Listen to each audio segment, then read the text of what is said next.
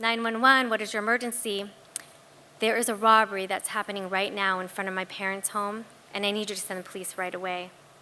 Ma'am, what exactly is going on? I knew that as I tried to explain the complex matter of online fraud and corrupt delivery men, she wouldn't understand, because I lived in the gray and most people were used to black and white. But the time the police arrived, they realized I was telling the truth. And then one of them said, honestly, we thought you were crazy. That word always feels like a punch to my gut. My whole life, I was the crazy girl, seeing things beneath the surface.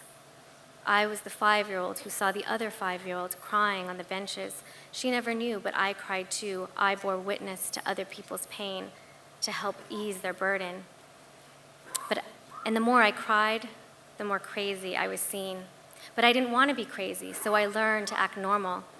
I learned to trust others over myself, and by the time I was 34, I had created a life that wasn't mine, and that's when I met him. He was known in the Japanese American community, a top volunteer in LA's Little Tokyo. On our first date, I saw red flags, but I thought, if everyone thinks he's great, then I must be wrong, so I ignored them. And then he hurt me, emotionally, then suddenly physically, and when I tried to leave, he stalked me. I changed my number, I shut down my Facebook, but he still found ways to get to me for months. One day, as I was cleaning my garage, I looked up, and there he was, staring at me. When I screamed in shock, he smiled, my torment clearly giving him pleasure. I finally filed for a restraining order.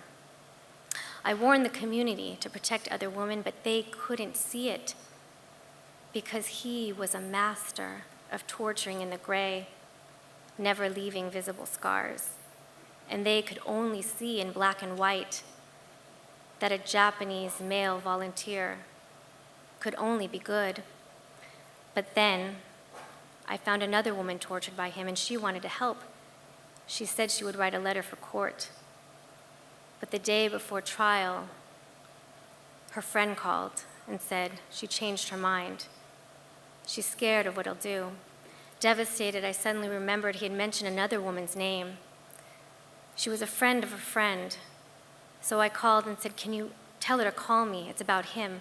Not 5 minutes passed, and my phone rang. Did he stalk you? Yes. Did you report it? No.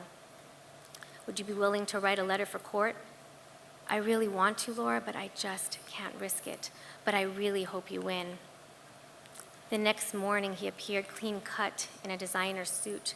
The judge, a blonde female, unsmiling and cold. Her face softened as he said he was heartbroken, that I never told him to stop. I blurted out, that's a lie. Gavel pounds. The judge says, don't you interrupt him.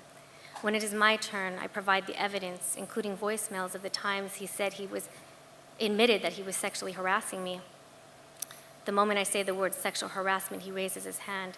Your Honor, I don't know what that means, and if I ever use those words, it was only because I was repeating her, a college graduate, US-born citizen, and he does not know.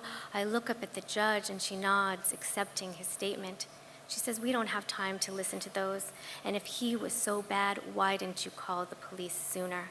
She didn't understand that just what happened now is why not being believed and then punished for not acting the right way in the hands of a sociopath, restraining order denied. I burst into tears. Without that paper, I was just a crazy girl with a crazy story. I went into hiding, crying for months, and when I finally emerged, a man appeared, his name, Jose, and he believed me. One day, my neighbor texted, that guy is back. Jose said, you're not going home alone. I said, I don't want him to hurt you. Lora, I'm Mexican.